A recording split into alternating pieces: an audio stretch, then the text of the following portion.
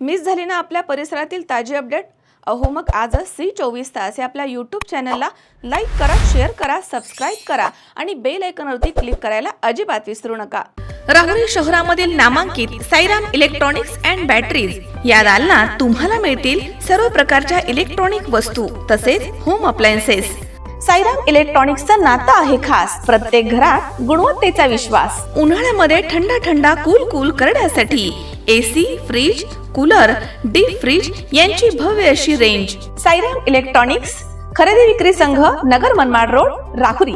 तेव्हा आजच साईराम इलेक्ट्रॉनिक्स या दालनाला भेट द्या आणि आनंदाची सुरुवात करा। Sairam hospital test tube baby centre.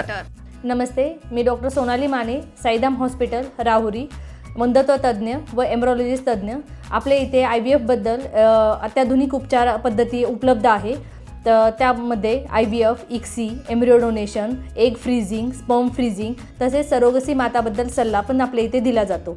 आपल्या इथे हमखास गुण येण्यासाठी प्रयत्न केले जातात। साईराम हॉस्पिटल लॅप्रोस्कोपिक सेंटर आणि test baby centre, court area, Bhagyashree हॉटेलच्या पाठीमागे, राहुरी। पाठदुखी, कंबरदुखी, खांदादुखी, सांधेदुखी तसंच मणक्याच्या आणि पॅरालिसिस आजारांपासून डॉक्टरकडे जाऊन वैतागले आहात का? तर आहे ना राहुरीमध्ये आयुर्वेदिक खात्रीशीर उपचार। Doctor Melavane hospital and spines care therapy centre, Rahuri bus stand समोर। डॉक्टर केतन धनंजय मेळवणे, संपर्क 9890 42 52 40। 25 वर्षाची परंपरा, doctor Melavane hospital. Shevgaon police station हद्दीमधील सालवडगाव शिवारामध्ये अवैधरित्या सुरू असणाऱ्या मावा तयार करण्याच्या कारखान्यावरती शेवगाव पोलिसांनी धडक कारवाई केली आहे। यामध्ये तब्बल 31,38,000 रुपयांचा मुद्देमाल जप्त करण्यात आलाय। 2 आरोपींना ताब्यात घेण्यात आलाय। या कारवाईमुळे आता परिसरामध्ये खळबळ उडाली आहे। पोलीस अधीक्षक मुमक्का सुदर्शन यांनी जिल्ह्यामधील अवैध धंद्यांवरती कठोर कारवाई करण्याचे आदेश दिले होते आणि त्यानुसार पोलीस निरीक्षक संतोष मुटकुळे यांना गोपनीय माहिती मिळाली की सालवड गावामध्ये या गावाच्या शिवारामध्ये मशीनच्या साह्यानं कच्ची आणि पक्की सुपारीमध्ये सुगंधी तंबाखू मिसळून मोठ्या प्रमाणावरती मावा तयार केला जातोय। या माहितीनुसार पोलीस पथकानं तात्काळ 2 पंचांसह छापा टाकला। यावेळी घटनास्थळी 2 इसम आढळून आले आहेत।